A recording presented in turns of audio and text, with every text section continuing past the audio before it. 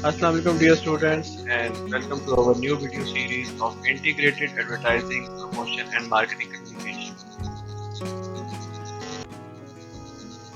Integrated marketing communication basically एक ऐसी approach है जिसमें कंपनी अपने प्रोडक्ट या ब्रांड के बारे में मल्टीपल स्ट्रेटजीज को यूज करते हुए उसको प्रमोट करती है, चाहे वो एडवर्टाइजिंग के थ्रू या और प्रमोशन मीन्स या और कम्युनिकेशन मीडियाज के थ्रू उसको प्रमोट करे।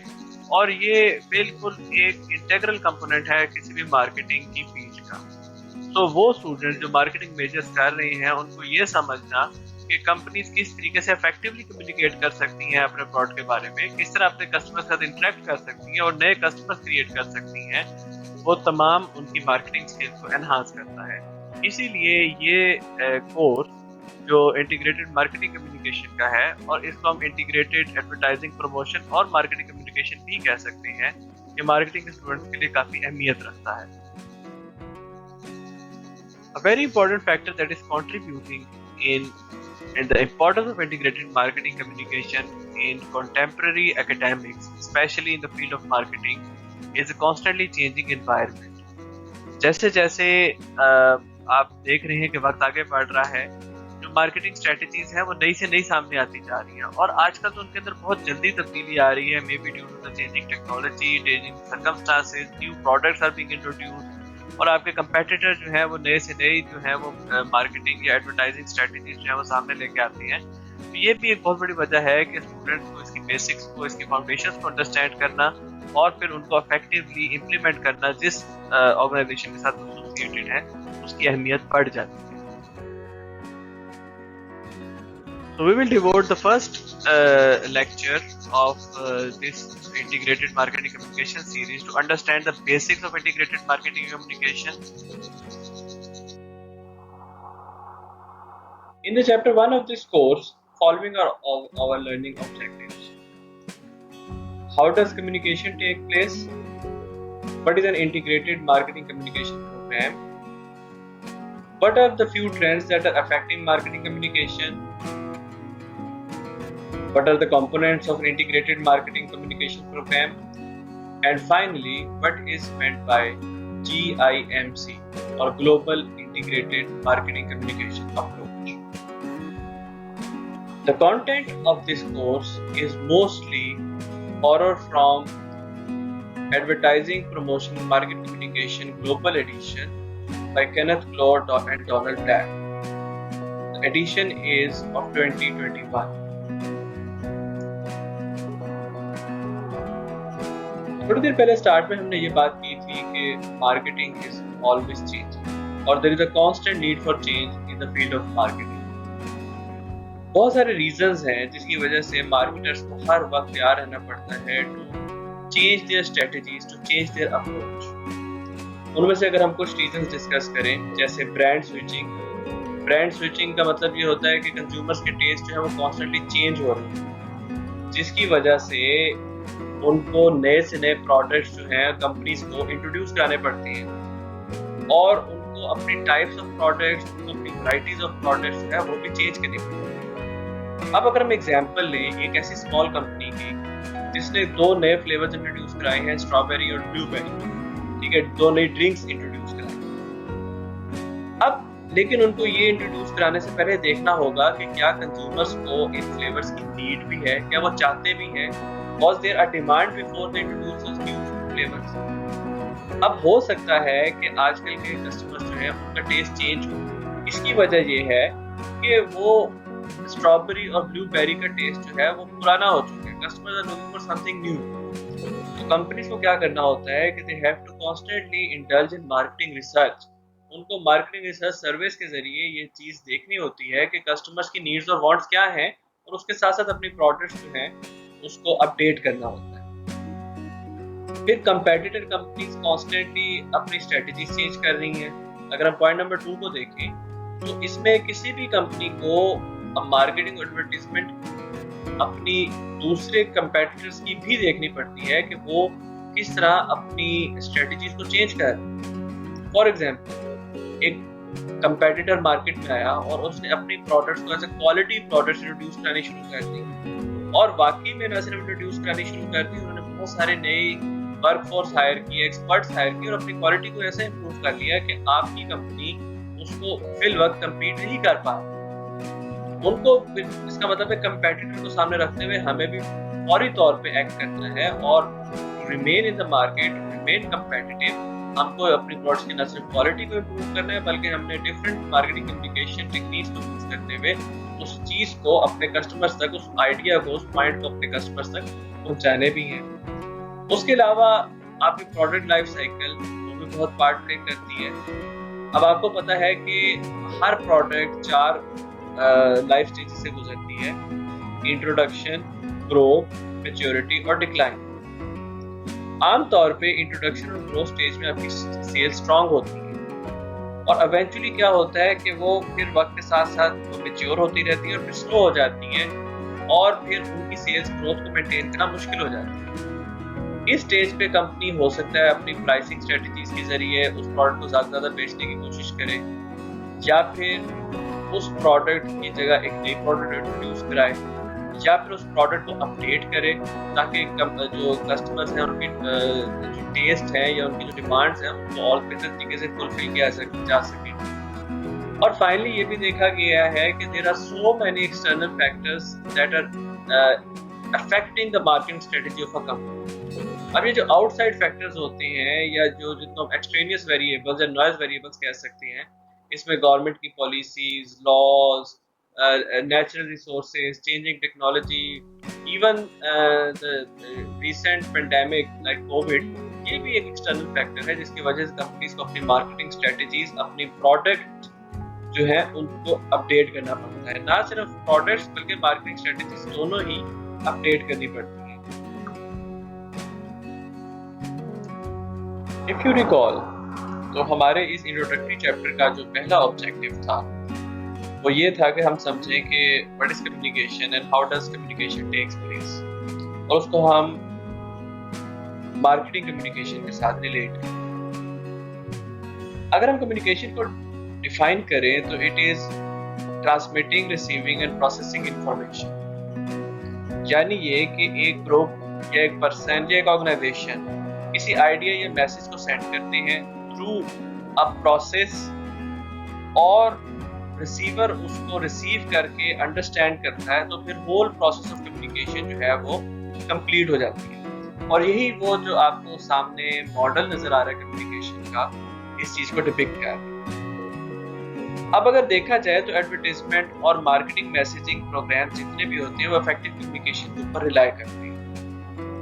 यानी ये कि सेंडर जो मैसेज रिसीव करे, सेंड करे, रिसीवर उसको इफेक्टिवली रिसीव करे।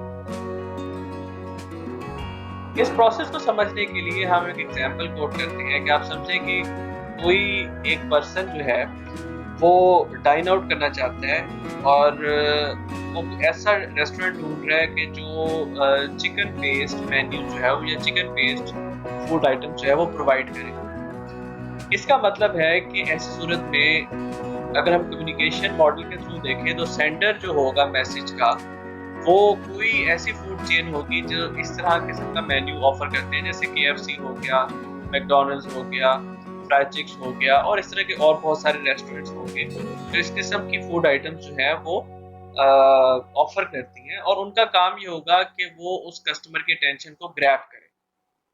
अब इसके लिए या तो वो एडवर्टाइजमेंट एजेंसीज को हायर कर सकते हैं या उनके पास कोई अपनी इन हाउस टीम है, मार्केटिंग की पूरा डिपार्टमेंट है जो इस मैसेज को सेंड करे। नेक्स्ट स्टेज पे आ जाता है इनकोडिंग। इनकोडिंग बेसिकली का मतलब ये होता है कि आप अपने मैसेज को, अपने वर्बल या नॉन वर्बल क्यूज को इस तरीके से बनाएं कि जिस रिसीवर को हम सेंड कर रहे हैं मैसेज उसको आपका आइडिया एक अटेंशन ग्रैबिंग सूरत हाल में मिल जाए, यानी कि वो आप उसकी अटेंशन को ग्रैब कर लें। अच्छा, इसका मतलब है कि हम जो आगे चल के चीज़ों को डिटेल में देखेंगे कि आप इस किस्म का कमर्शियल बना सकते हैं जो इंटरनेट पे, टेलीविजन पे, मैगजीन्स पे, बिलबोर्ड्स पे दिया जाए या फिर आप इस किस्म की प्रमोशंस कर सकते हैं। आप इस तरह वो अपने सेल्स टीम को लोगों तक पहुंचा सकते हैं, उनको भेज सकते हैं कि वो आपका मैसेज जो है उन तक पहुंचाए। अब इस एनकोडिंग और डिकोडिंग का जो प्रोसेस है उसके दरमियान में क्या आ जाती है, ट्रांसमिशन डिवाइसेस। वो ट्रांसमिशन डिवाइसेस का मार्केटिंग कम्युनिकेशन में क्या मतलब होगा कि आप डिफरेंट चैनल्स या डिफरेंट मीडियाज को इस्तेमाल कर सकते हैं। यानी कि ये कोई सोशल मीडिया पोस्ट भी हो सकती है, ये कोई न्यूज़पेपर या संडे का उसका एडिशन भी हो सकता है, ये कोई ट्विटर की पोस्ट भी हो सकती है, ये टेलीविजन भी हो सकता है। नेक्स्ट स्टेज आ जाती है डिकोडिंग। डिकोडिंग का प्रोसेस तब कंप्लीट होता है कि जब रिसीवर की जो सेंसरी ऑर्गन्स हैं उन तक मैसेज पहुंच जाए और रिसीवर उसको अंडरस्टैंड कर ले।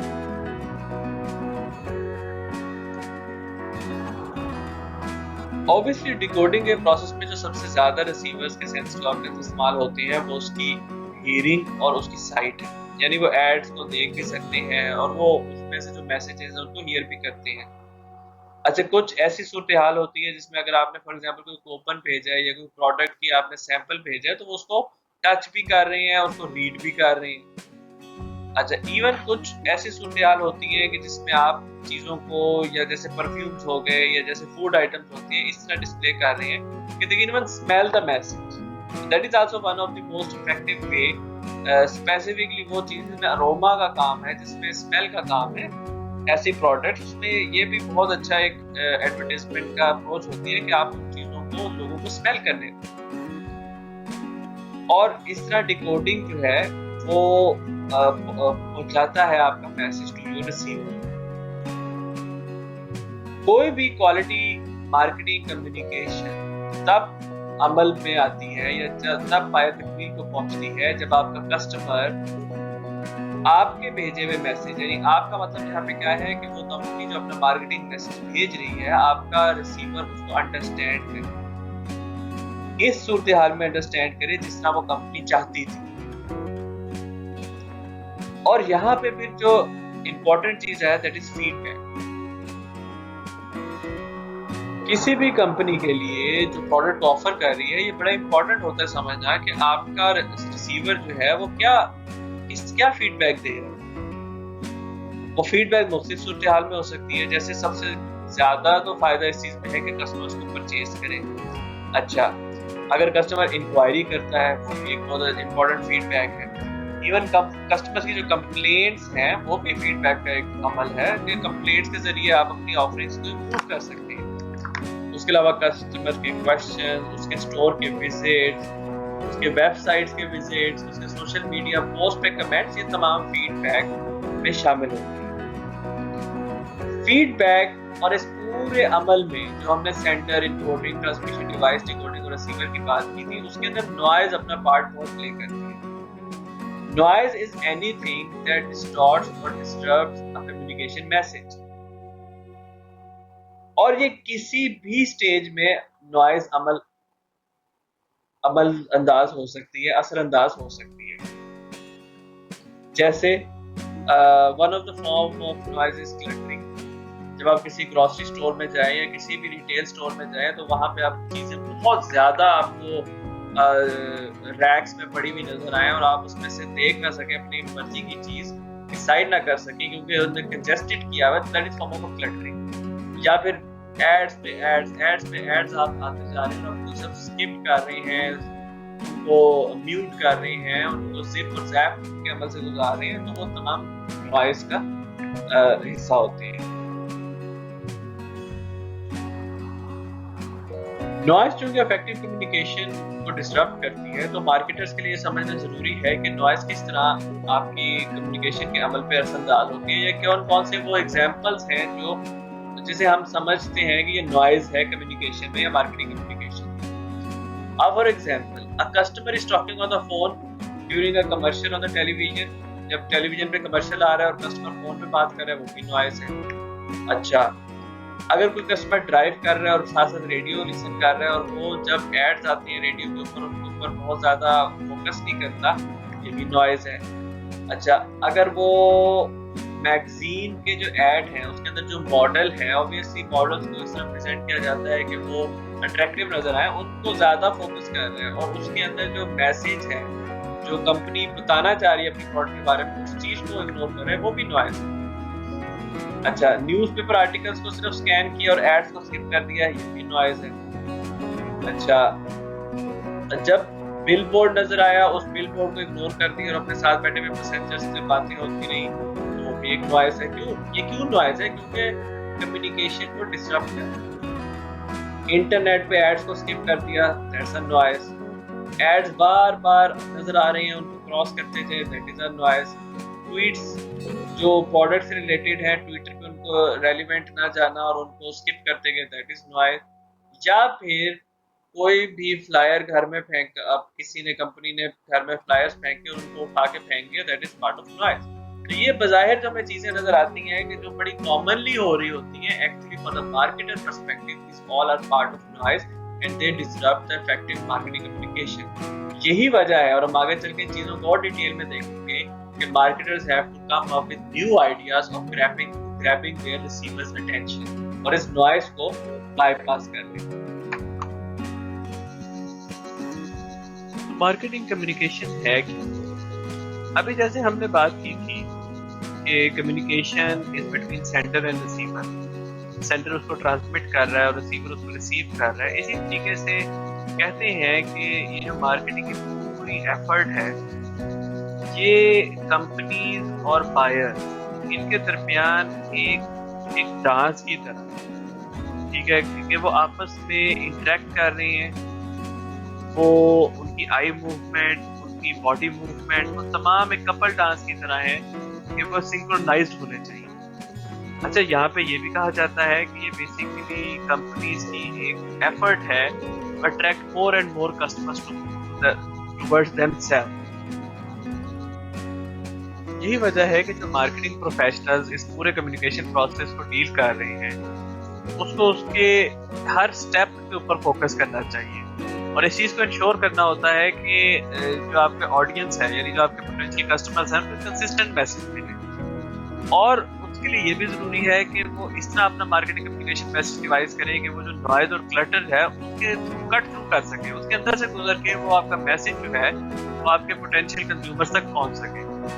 अच्छा, अब बेसिकली हर कंपनी का एम यही होता है कि उसकी मार्केट शेयर बढ़े, उसकी सेल्स बढ़े, उसकी ब्रांड लॉयल्टी बढ़े।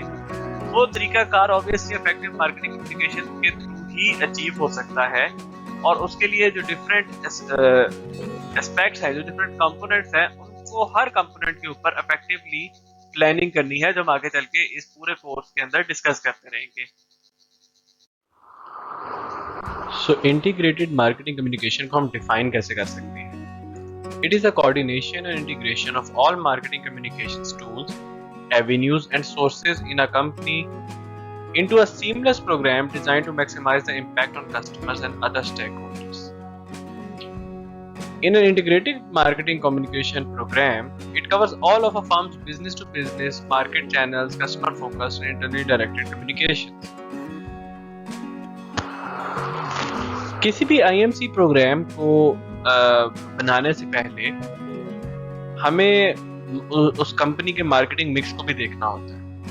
बेसिकली मार्केटिंग मिक्स जिसमें प्रोडक्ट्स, प्राइसेस, डिस्ट्रीब्यूशन सिस्टम और प्रमोशंस आ जाती हैं, वो सारे स्टार्टिंग पॉइंट हैं। ट्रेडिशनल जो प्रमोशनल एक्टिविटीज होती थी उसमें ऑब्वियसली एडवर्टाइजमेंट, सेल्स प्रमोशन और पर्सनल सेलिंग एक्टिविटी होती थी, लेकिन आजकल कंपनी जो है वो उसके अंदर डिजिटल और मोबाइल मार्केटिंग में इनकॉर्पोरेट करती हैं, सोशल मीडिया मार्केटिंग में इनकॉर्पोरेट करती हैं और बाकी जो ऑल्टरनेटिव मेथड्स ऑफ कम्युनिकेशंस होती हैं, जो हम फर्दर इस कोर्स में डिस्कस करेंगे और आपको इस नेक्स्ट स्लाइड में भी मैं आपको शो करूंगा, वो भी उसके अंदर इंक्लूड करती है। तो आप इस फिगर में देख सकते हैं कि प्रमोशंस के बहुत सारे तरीके होते हैं।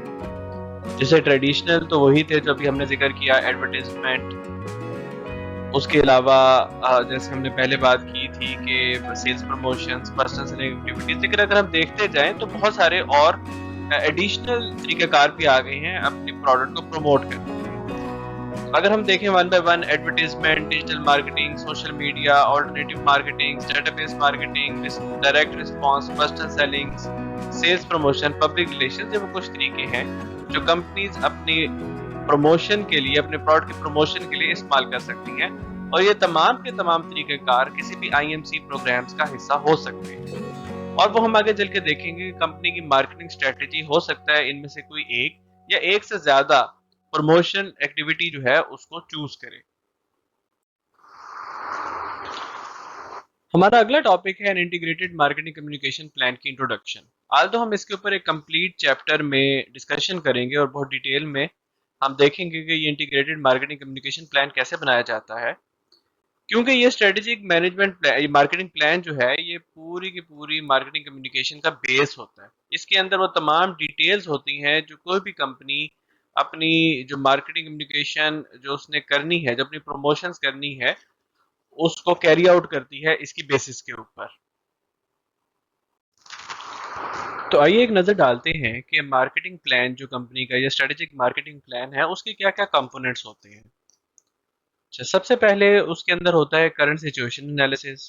करंट सिचुएशन एनालिसिस ये देखता है कि जो फर्म है उसकी इस टाइम मार्केट में करंट सिचुएशन क्या है। उसके बाद जो कंपनी है वो अपना स्वॉट एनालिसिस कंडक्ट करती है और उस मार्केटिंग प्लान के अंदर इंक्लूड करती है, यानी अपनी स्ट्रेंथ्स, अपनी वीकनेसेस और जो एक्सटर्नल अपॉर्चुनिटीज और थ्रेट्स हैं उनको एनालाइज करके इन डिटेल अपने मार्केटिंग प्लान का हिस्सा बनाती है। उसके बाद जो नेक्स्ट मार्केटिंग प्लान में होते हैं वो मार्केटिंग ऑब्जेक्टिव्स हैं। Marketing objective such as higher sales, increase in market share, या फिर अगर कंपनी चाहती है कि कोई नया कॉम्पिटिटिव पोजीशन उसको हासिल हो, या फिर वो अपने कस्टमर से क्या एक्सपेक्ट करती है कि वो ज़्यादा से ज़्यादा स्टोर्स को विजिट करें या उनके अंदर लॉयल्टी इंक्रीज हो या वो रीपरचेज करें। वो तमाम चीज़ें आपके प्राइमरी मार्केटिंग ऑब्जेक्टिव्स का हिस्सा होती हैं और आपके मार्केटिंग प्लान में शामिल होती हैं। और मार्केटिंग ऑब्जेक्टिव्स जो हैं वो की टारगेट मार्केट्स को सामने रख के बनाए जाते हैं। और इसी तरीके से जब मार्केटिंग ऑब्जेक्टिव्स बन जाते हैं और टारगेट मार्केट डेवलप हो जाती है तो फिर कंपनी अपने मार्केटिंग स्ट्रेटजीज बनाती है। और ये स्ट्रेटजीज जो हैं ये बेसिकली जो मार्केटिंग मिक्स हैं उनको शामिल करके कंपनी अपनी पोजीशंस, अपनी ब्रांडिंग स्ट्रेटजीज और अपनी जो भी दूसरी प्रोडक्ट से डिफरेंशिएशन है उसको डिसाइड करती है।